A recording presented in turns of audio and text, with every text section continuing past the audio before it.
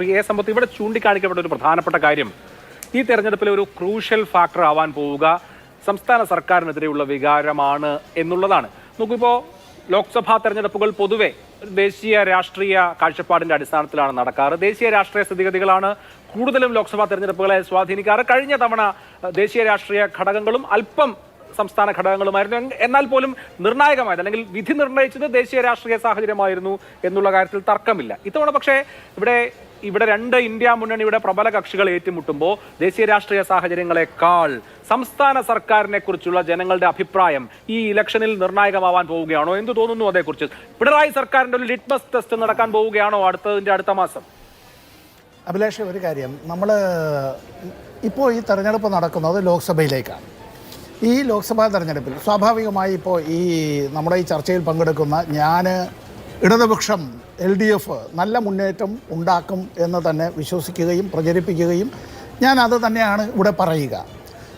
അപ്പോൾ ഇവിടെ UDFൻ്റെ പ്രതിനിധി സ്വാഭാവികമായും അദ്ദേഹം പറയുക കേരളത്തിൽ വലിയ മുന്നേറ്റം UDF ഇനിയും നേടും എന്നുള്ള നിലയിലും, എൻ്റെ സുഹൃത്ത് ശ്രീ ശിവശങ്കർ പറയുമ്പോൾ LDFും UDFും അല്ല BJP കേരളത്തിൽ വലിയ മുന്നേറ്റം അങ്ങനെ നടത്തും എന്നും, ശ്രീ ചേക്കുട്ടി പറയുമ്പോൾ കഴിഞ്ഞ തവണത്തേതുപോലെ UDFന് കഴിഞ്ഞില്ല എങ്കിലും അദ്ദേഹം പറഞ്ഞു വരുമ്പോൾ when we read between the lines അദ്ദേഹത്തിൻ്റെ മനസ്സ് UDFനൊപ്പം എന്നുള്ളത് അപ്പോൾ നമ്മുടെ പ്രേക്ഷകർക്കെല്ലാം മനസ്സിലാകുന്ന ഒരു കാര്യമാണ്.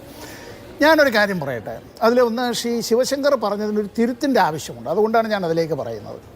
ഞാൻ ഏതാണ്ട് 2 കൊല്ലക്കാലം ഒരു മന്ത്രിയുടെ പ്രൈവറ്റ് സെക്രട്ടറി ആയിരുന്നു കേരളത്തിൽ. ഇപ്പോൾ ശ്രീ ശിവശങ്കർ പറഞ്ഞതിനകത്ത് ഫാക്ച്വലായ എറർ ഞാൻ തിരുത്താൻ ബാധ്യസ്ഥനാണ്. എന്താണെന്നറിയോ? സഖാവ് പിണറായി വിജയൻ്റെ 1ാം ഗവൺമെൻറ്റിൻ്റെ കാലത്ത് അദ്ദേഹത്തിൻ്റെ പ്രൈവറ്റ് സെക്രട്ടറി ആദ്യം സഖാവ് MV ജയരാജനായിരുന്നു. MV ജയരാജന് ശേഷം പ്രൈവറ്റ് സെക്രട്ടറി ആയിരുന്നത് ശ്രീ R മോഹനായിരുന്നു.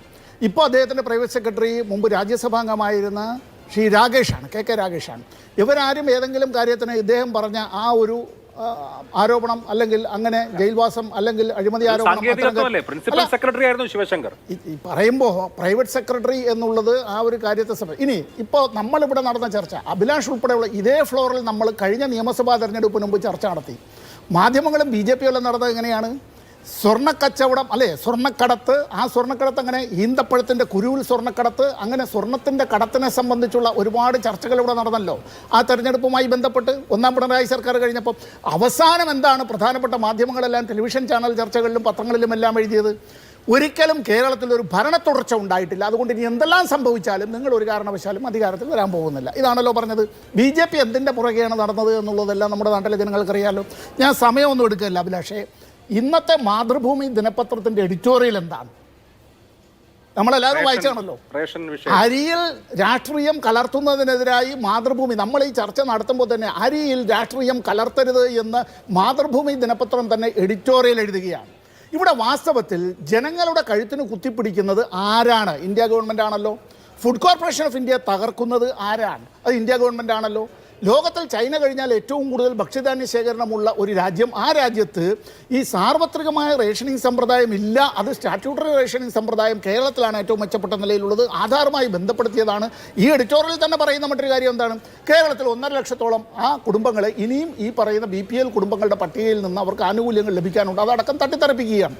കൊടുത്തുകൊണ്ടിരുന്നത് തട്ടിത്തെറിപ്പിച്ച് കൂടുതൽ തുകയ്ക്ക് അത്തരത്തിൽ ഈ അരി കൊടുക്കലും അത്തരം ഇതെല്ലാം മഹത്വവൽക്കരിക്കലാണെങ്കിൽ അങ്ങനെ തന്നെ ആയിക്കോട്ടെ, ഒരു കുഴപ്പമില്ല. നമുക്ക് രാഷ്ട്രീയം തന്നെ പറയാം, രാഷ്ട്രീയം അത്തരത്തിൽ തന്നെ പൊതുജനങ്ങളോട് പറയാം.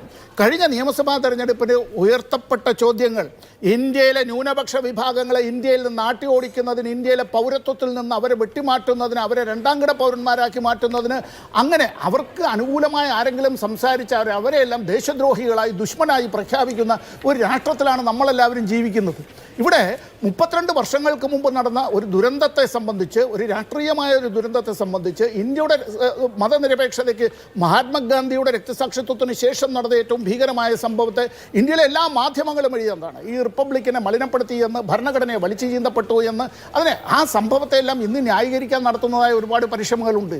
നമ്മളിവിടെ ഇതൊരു തിയോക്രാറ്റിക് സ്റ്റേറ്റാക്കി മാറ്റുന്നതിന് വേണ്ടിയുള്ള ബോധപൂർവമായ പരിശ്രമം ഇന്ത്യ ഗവൺമെൻറ്റിൻ്റെ ഭാഗത്തു നിന്ന് നടക്കുമ്പോഴാണ് ഇന്ത്യയായി ഭാരതത്തെ ഭാരതമായി നിലനിർത്താൻ വേണ്ടി കേരളത്തിൽ ഇത്തരത്തിലൊരു വലിയ പരിശ്രമം നടത്തുന്നത്. ഇനി കോൺഗ്രസ്സിന് ഞാൻ ഈ കാര്യത്തിൽ ഒന്ന് ചോദിക്കട്ടെ. ഇടതുപക്ഷത്തിന് വോട്ട് ചെയ്യേണ്ട കോൺഗ്രസ്സിന് വോട്ട് ചെയ്യണം എന്നുള്ളതാണ് പറയുന്നത് എങ്കിൽ, ഇന്ത്യൻ നാഷണൽ കോൺഗ്രസ് എന്ന പാർട്ടി ഇന്ത്യയിൽ ബഹുഭൂരിപക്ഷം സംസ്ഥാനങ്ങളിലും ദേ ആർ പ്ലേയിങ്, ഞാൻ ആ ഒരു പദം ആ ഒരു വാക്ക് ഉപയോഗിക്കുന്നതിൽ അഭിലാഷും എന്നോട് ദയവായി എന്നോട് ക്ഷമിക്കുക, ഒന്നാമത്തെ പ്രബല രാഷ്ട്രീയ കക്ഷിയല്ല. ഞങ്ങൾ ഇന്ത്യയിലെ ഏറ്റവും വലിയ രാഷ്ട്രീയ കക്ഷിയാണെന്ന് ഇടതുപക്ഷം ഒരിക്കലും പറഞ്ഞിട്ടില്ല, ഇപ്പോഴും ഞങ്ങൾ പറയുന്നില്ല. എന്നാൽ ഞങ്ങളുടെ സ്വാധീനം, ഞങ്ങൾ വയ്ക്കുന്ന മുദ്രാവാക്യം, അത് ഇന്നിപ്പോൾ ഞങ്ങളെ എതിർക്കുന്ന രാഷ്ട്രീയ പാർട്ടികളുടെ നേതാക്കളടക്കം പറയുന്നല്ലോ, ഇടതുപക്ഷം ഇല്ലാത്തൊരു ഇന്ത്യയെക്കുറിച്ച് നമുക്ക് സംസാരിക്കാൻ കഴിയില്ല. ഇടതുപക്ഷം മുന്നോട്ട് വയ്ക്കുന്നതും ഇടതുപക്ഷം ചൂണ്ടിക്കാണിക്കുന്നതുമായിട്ടുള്ള കാര്യങ്ങൾ അതൊരു തിരുത്തൽ ശക്തി തന്നെയാണ് എന്നുള്ള കാര്യത്തിൽ ഞങ്ങൾ ഇപ്പോൾ ഈ തെരഞ്ഞെടുപ്പിനെ കാണുന്നതും, അപ്പോൾ ഞാൻ ചുരുക്കുന്നതിന് മുമ്പ് ഒരു കാര്യം, ഈ 1 സീറ്റ് 1 കാൻഡിഡേറ്റ് എന്നുള്ളൊരു കാര്യം ചിലപ്പോൾ അഭിലാഷ് ചോദിക്കാനിരിക്കുന്ന ഒരു കാര്യമായിരിക്കും. 1977 ഇന്ദിര എന്നാൽ ഇന്ത്യയാണ്, ഇന്ത്യ എന്നാൽ ഇന്ദിരയാണെന്നുള്ള മുദ്രാവാക്യം വന്നപ്പോൾ ശ്രീമതി ഇന്ദിരാഗാന്ധിയുടെ നേതൃത്വത്തിലുള്ള കോൺഗ്രസിനെതിരായി ഇന്ത്യയിൽ അങ്ങനെ പ്രതിപക്ഷം ഒന്നിക്കുമ്പോഴും എല്ലാ സീറ്റുകളിലും ഒറ്റ സ്ഥാനാർത്ഥിയെ ഫീൽഡ് ചെയ്യാൻ കഴിഞ്ഞിട്ടില്ല. ശ്രീ രാജീവ് ഗാന്ധി അധികാരത്തിൽ വന്ന 1984 ശേഷം 89 തെരഞ്ഞെടുപ്പ് നടക്കുന്നു. ബൊഫോഴ്സ് അഴിമതി ഇടപാടുമായി ബന്ധപ്പെട്ട് അന്ന് BJPയും ഈ കാര്യത്തെ സംബന്ധിച്ചെല്ലാം ഉന്നയിച്ചതാണ്. ഇടതുപക്ഷവും പ്രതിപക്ഷ പാർട്ടികളിലെ അന്ന് MP മാർ 4.5 വർഷമായപ്പോൾ രാജിവെച്ച് ജനങ്ങൾക്കിടയിലേക്ക് വന്നു. അന്നും 1 സീറ്റ് 1 കാൻഡിഡേറ്റ് എന്നുള്ള നിലയിലേക്ക് ഇന്ത്യയിൽ വ്യാപകമായി അത്തരത്തിൽ എല്ലായിടത്തും സ്ഥാനാർത്ഥിയെ നിർത്താൻ കഴിഞ്ഞിട്ടില്ല. അപ്പോൾ ഇപ്പോൾ ഈ ഇന്ത്യ ഗവൺമെൻറ്റിൻ്റെ ഇന്നത്തെ പോക്ക് ഇത് അവസാനിപ്പിക്കുക തന്നെയാണ് വേണ്ടത്. ഇത് ഞാനിപ്പോൾ ഇത് പറയുന്നതിൽ എന്നോട് വേറെ ഒരു ദേഷ്യമൊന്നും തോന്നരുത്, ശിവശങ്കരനും എന്നോട് ദേഷ്യം ദയവായി തോന്നരുത് എന്നുള്ള അഭ്യർത്ഥനയോടുകൂടി നമ്മൾ ചർച്ചയാണെങ്കിലും ഈ കാര്യത്തിൽ ഇപ്പോൾ ഞാൻ കുറേ ദിവസം കൂടിയാണ് നമ്മൾ ഇങ്ങനെ ഈ 3 ചങ്ങാതിമാർ ഞങ്ങളിങ്ങനെ ഒരുമിച്ചൊന്ന് കൂടുന്നത്, ഞങ്ങൾ ഈ TV ചർച്ചകളിൽ ഒരുമിച്ച് കൂടുന്നവരാണല്ലോ അഭിലാഷേ. ഞാൻ ചോദിക്കട്ടെ, നമ്മൾ ലോകത്ത് ഏത് രാജ്യത്താണ് ഈ COVID-19 പ്രോട്ടോക്കോളെല്ലാം പാലിച്ച് കഴിഞ്ഞ് നമ്മൾ വാക്സിനേഷനെല്ലാം നടത്തി കഴിഞ്ഞിട്ട് ആ വാക്സിനേറ്റഡ് ആയിട്ടുള്ള പൗരന്മാർക്ക് കൊടുക്കുന്ന അവരുടെ സർട്ടിഫിക്കറ്റിൽ അവരുടെ പടത്തിന് പകരം അവർക്ക് അറിഞ്ഞുകൂടാത്ത എന്ന് ഞാൻ പറയുകയാണ്, ഇനിയിപ്പോൾ അത് ഇന്ത്യൻ പ്രധാനമന്ത്രിയാണ് എല്ലാവർക്കും അറിയാമെന്ന് ശ്രീ ശിവശങ്കർ പറഞ്ഞോട്ടെ, ഒരു ആളിൻ്റെ പടം അച്ചടിച്ച് അത് കൊടുക്കുക, അതെന്താ അത് കൂടുതൽ ചിലവാകുമെന്നുള്ളത് കൊണ്ടാണോ? അങ്ങനെയല്ലല്ലോ. നമ്മുടേതായിട്ടുള്ള റേഷൻ കാർഡിൽ തന്നെ ആ വിധത്തിൽ ആവുമ്പോൾ, ആധാർ കാർഡിൽ അത്തരം കാര്യങ്ങളാവുമ്പോൾ, എന്തിന് നമ്മുടെ വോട്ടർ പട്ടികയുടെ കാര്യങ്ങൾ നോക്കുമ്പോൾ എല്ലാ വോട്ടർമാരുടെയും പടമടക്കം അച്ചടിച്ചിരിക്കുമ്പോൾ ലോകത്ത് ഒരു രാജ്യത്തിൽ മാത്രം ഇതിനെ നമ്മൾ സാധാരണ മലയാള ഭാഷയിൽ അല്പത്തരം എന്നല്ലാതെ വേറെ എന്താണ് പറയേണ്ടത്?